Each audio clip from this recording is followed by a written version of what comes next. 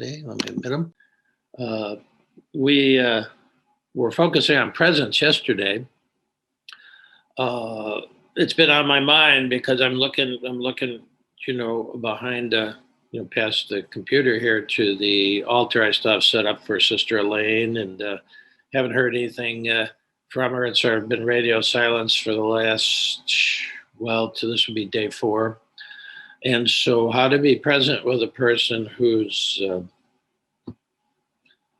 knows, could be suffering quite a bit when you're miles away and can't be physically present. So that was sort of the focus. We used a Rumi poem to look into that yesterday, and it's quite good for me, because I'm dealing with all this stuff too.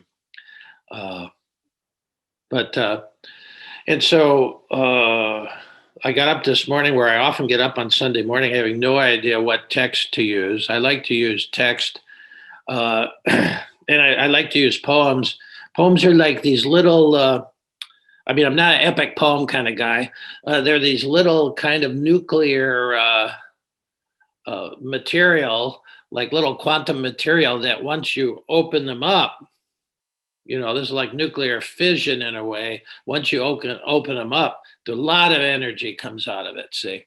And so that's generally the way I want to work and do work here with you guys. Just opening up maybe a poem, a little poem. And I've got a little poem for us today, but it has quite a charge to it. It found me. I just, I'm at the point where I just trust the quantum spirit to find me a poem, and so it takes a lot of trust sometimes.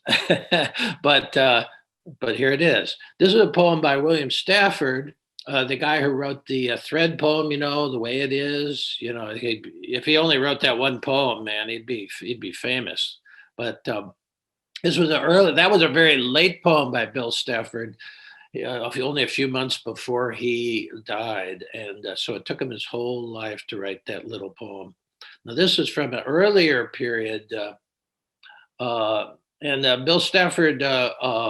He refused to serve in World War II. He was a conscientious objector, so he got sent to a work camp out in the West, which was a kind of work camp / jail where they worked in the national parks and built trails and stuff like that, and wasn't exactly wasn't exactly a vacation because you had to get up at a certain time and all that stuff, but. Bill got up a couple hours before they called reveille, and then he'd sit and write. And he's got a great poem. We're doing this poem today, maybe one day, but it's called Freedom. He said, "You can usually be free if you get up a couple of hours before everybody else," which is sort of true. That's sort of been my philosophy. But Bill Stafford taught me how to write a poem every day. He said, just do it. You write a poem every day. It could stink, but it doesn't matter. So after I sit, I write every day. My shortest poem in all these years was just one word: can't. I wrote that on one day. I just couldn't do it, but I still wrote the words. So that was a real short one. So this is called Why I Am Happy, which I sent every morning. I send a little text out to Elaine. I don't know if she can even, have access to her phone. If she can, it doesn't matter in a way. I just try to send out the best kind of blessing I can to everybody, but in a short form. And I sent her this poem this morning, and it's called Why I Am Happy. And in the screen saver at the beginning, it was which was from a friend of mine who's actually watching the program today. Sent me this. He bought this picture out at on the coast of California, where Big Sur, where there was a monastery there. But it was a beautiful picture of Our Lady. Pointing to her heart with one hand and then sort of beckoning you with the other. But why it came to mind today was for the blue behind it, the lake behind it. I went to Notre Dame, and We had Notre Dame du Lac is the actual name. It's Our Lady of the Lake, Our Lady of the Lake. So there's a little connection there to that. But here's the poem, Why I'm Happy. Stafford said, now has come, now has come an easy time. I let it roll. There is a lake somewhere, so blue and far, nobody owns it. A wind comes by and a willow listens gracefully. I hear all this every summer. I laugh and cry for every turn of the world. Its terribly cold, innocent spin. That lake stays blue and free. It goes on, and I know where it is. Why I am happy. Now has come an easy time. I let it roll. There is a lake somewhere, so blue and far, nobody owns it. A wind comes by and a willow listens gracefully. I hear all this every summer. I laugh and cry for every turn of the world. Its terribly cold, innocent spin. That lake stays blue and free. It goes on, and I know where it is.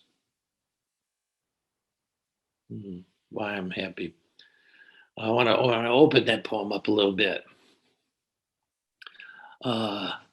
He starts out with the word now. Now has come. I'm thinking of Elaine lying in her bed, and I'm thinking, well, maybe now has come. You know, Richard Rohr calls it when you drop all the veils and you become totally present to what Rohr calls the naked now, when you become totally present. And you're open in your body and in your mind and in your heart, all the veils fall. Now has come an easy time, Stafford says. All the effort is over, maybe. Maybe that's where Elaine is. Now has come an easy time. I let it roll. There is a lake somewhere, so blue and far, nobody owns it. Well, so we're talking about this, his images of the lake here, a lake so blue and so far that nobody owns it. Well, what is he talking about there? Poems aren't the thing; they're pointing to something else. See, and at least in the way I read poems, and I think of you know, I think of the reason you're all here. I think of the reason I'm here. Something. What beckoned you to even come today? Well, we're sort of we've been lured into this. We used that word yesterday, and it resonated with people. It just sort of came out of the ether. We've been lured into it, just like a fisherman who got a lure out there and he's trying to catch the fish. We've all been lured into this heart to heart today because something is pulling us. It's very interesting. So this interest in this lake, of course, there's fish in the lake. Of course, you have Jesus, all around the Lake of Galilee. Well, there's all that, but I think he's really talking about something deep that calls us. And one thing, at least I've experienced for myself, and I think many human beings have experienced it, is that there's a inner homing device in us that just wants to go home, wants to find home, even when we are home.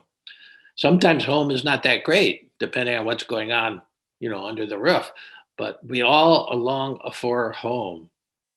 I think it's a human experience, and we're looking for it. We're looking for that place where we can just let it roll. Sometimes it's actually a physical home. You come home after a day of work and you just take off your shoes and flop in your favorite chair and you just, well, maybe Elaine's at that point. And so this lake is somewhere so blue and far that nobody owns it. In other words, nobody can buy it. It is yours. Now, this image, a wind comes by and a willow listens gracefully. You can see that picture. A wind comes by and a willow listens gracefully. The way you see the willow listen, at least the way I do is, it's moving with the wind. So there is an image of the same thing, the image of of just being able to move whatever happens. Yesterday we talked about the third beatitude uh, of uh, of the eight beatitudes. In English, it's "Blessed are the meek, for they shall inherit the earth." Nobody understands that. And I asked the group. I said, "How many of you had heard meek used lately, like on CNN?" It doesn't happen. Well, Jesus, when I rendered that from the Aramaic, it became ripening are the fluid. Ripening are the fluid who greet whatever arises as the river greets the rock. With ease he does it, with around and through, with the gentle way of nature, of water, the gentle way of water. So, that's nothing beats water and nothing beats wind. This is the image of wind. It's the image of the Great Spirit in all the traditions. Wind blows where it will and how it will, strong. And the willow listens gracefully by moving with it, you see. It's a beautiful image. It all is that whole first stanza. There's two stanzas, then a little last line at it. The whole stanza is about just becoming, letting it roll, just being like a willow, whichever way the wind blows. In the third line of the Lord's Prayer, it's very interesting when you do them in Aramaic. You see how there's 8 lines in the Lord's Prayer, 8 Beatitudes, and the Lord's Prayer was, Jesus's prayer was how you get through the day, and then the Beatitudes, a long range sort of way of seeing how a person ripens. But in the uh, uh, like Kingdom Come line, the third line, really it's the image of the way I say it is the image of Dancing with Spirit. That's where I got the title of our retreat, Dancing with Spirit, like a feather on the wind. Just that fluid. That's a Julian and Norwich image, which I stole for that, but it fits, dancing with Spirit like a feather on the wind, just being that light, you see. So that's the beginning. Now has come an easy time. I let it roll. There is a lake somewhere, so blue and far, nobody owns it. Our sense of that we can own anything in this culture is just crazy. If I own it, I can destroy it. Well, this cannot be destroyed because nobody owns it and it's so far. Then he says, I hear all this every summer. I laugh and cry for every turn of the world. It's terrible, cold, innocent spin. Those are some very interesting lines to unpack. A little more time than we have today. But then he says, that lake stays blue and free. It goes on and on. There's a sense of this is not bound by time or ownership, is free. And I know where it is. That's what makes you happy. I know where it is. So that's my view of this place we're dropping into here in a minute. I know where it is. Nobody owns it. It's free for all. It's in every one of you. And if you can drop into that, then now has come. You see, when you drop into it, finally, you got to let go of everything to get there. You don't take anything. You can't own it. But if you let go of everything, you drop your body and mind and into that area, into the heart. That's why we call this heart to heart, the heart of each one of us with the heart of The Great Mystery. You can call it whatever you want. John Coltrane called it the Love Supreme. Okay. Whatever you want to call it, Tom, Dick, or Harry. It doesn't make any difference. It's the dropping down to this lake. It's another great image. This place where now has come. Now has come. So we're going to do that now. Just give you a little talk down. Um, Maybe I'll just read the poem into the silence for you.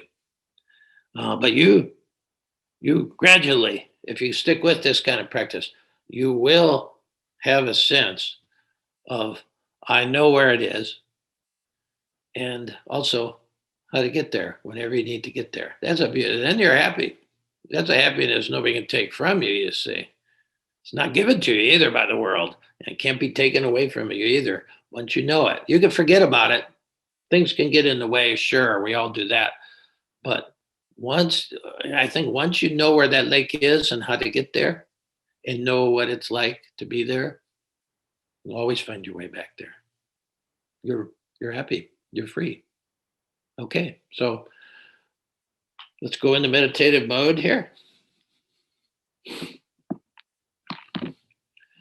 and I'll just read the poem one more time, and we'll just go to the lake.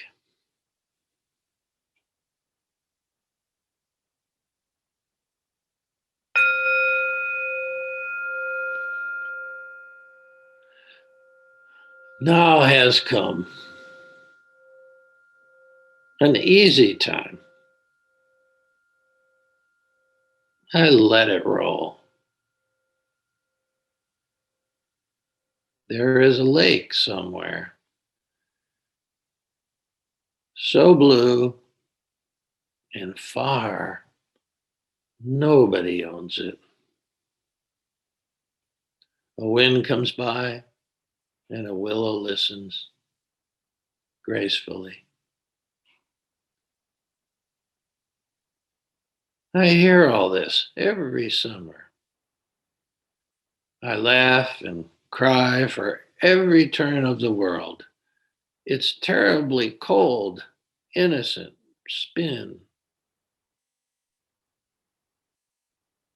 That lake stays blue and free. It goes on, and I know where it is. Now has come an easy time. I let it roll.